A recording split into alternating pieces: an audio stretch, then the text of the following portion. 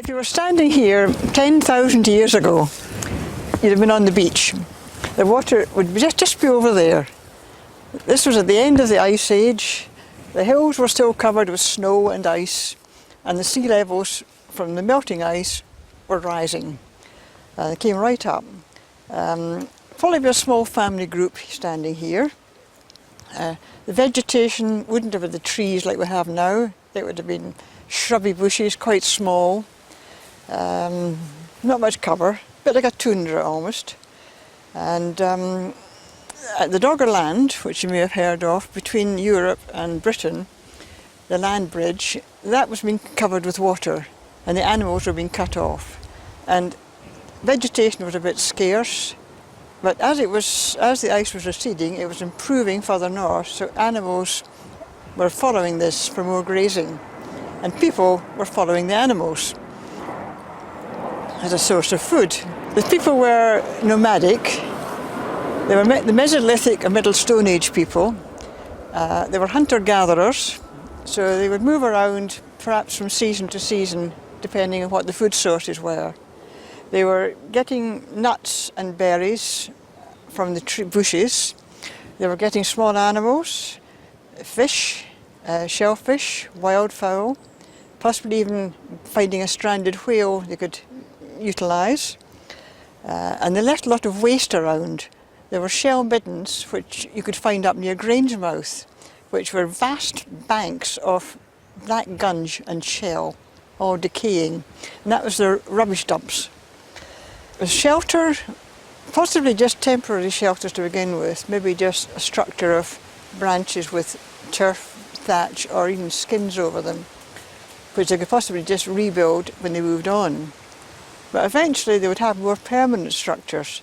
And at Echlin, up near the new fourth crossing, they found that the basis of one of these structures is a sunken floored building about 7 metres in diameter, so obviously fairly permanent.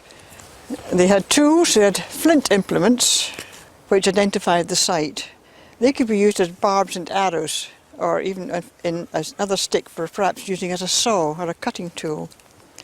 They would have been using pebbles, which they could get from various outcrops. Flint, chert, quartz, pitchstone from Arran has even been used. So they're all tiny tools. And some of the flints, they actually sharpened the edge by knocking little tiny flakes off it and giving a serrated edge like a saw. They're very sharp, these things. And there were scrapers for cleaning skins for leatherworking. They could make awls, pointed tools for boring holes in the leather.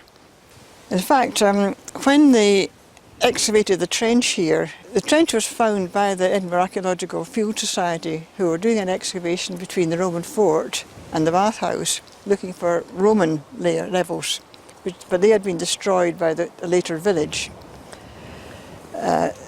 When we took off the remains of this later village, medieval pottery, cobbling, we came onto a sandy surface, and we discovered that we thought this was natural, but in fact there was all these tiny flints in the soil and 1 or 2 hazelnut shells.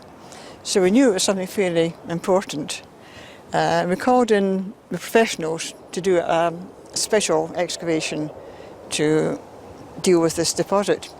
And what they did was they divided the trench, which was 5 metres by 2, into half-metre squares, and took each square down 5 centimetres at a time, took the soil away and sieved it. And then they got the flints out. And if they put them in little plastic boxes, they could rebuild the layers of the trench. And they worked out that the chap making flint tools had sat there in that direction, and all this wastage was being spanned out in this direction. And the hazelnut shells were carbon dated. When they were chucked in a fire, became very hard. They got carbonised, like charcoal. And they had absorbed radiocarbon when they were living. And this was decaying at a known rate, and that rate could be measured as C14 being an isotope of carbon, if you want to know. And so when the shells were burned, they ceased to live. And they could calculate this date, which was measured, between 8,500 and 8,200 BC, which was the earliest site in Scotland at the time, which is really quite exciting.